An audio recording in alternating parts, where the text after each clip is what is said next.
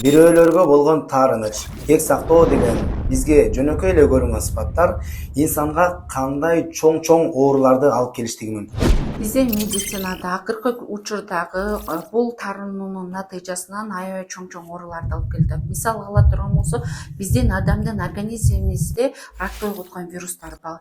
Алар билинбегени менен эртең ВПЧ деп коет. Мисалы гинекологиялык ооруларга алып келиши мүмкүн. Миома, киста, опухоль, ашказан жарасы, болбогон эле гастрит, язвалар бул чоң ооруларды алып келет. Мындайча айтканда, доброкачественный опухолду алып келет. Андан кийин бул балким злокачественный опухоль да болуп калышы мүмкүн.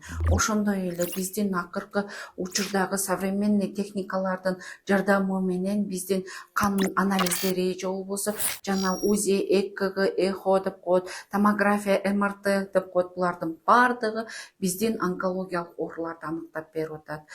Ошол себептен пайгамбарыбыз саллаллаху алейхи вассалам бир хадисинде мусулманга таарынсуу 3 күндөн ашып кетсе арам болот деп айтат. Мындайча айтканда, бирөөлөргө таарынып, бирөөлөргө кек сактай бериштиктин ашыкчасы тескерисинче өзүбүзгө кайра оору болуп келиштигин пайгамбар саллаллаху алейхи вассалам айтып кеткен.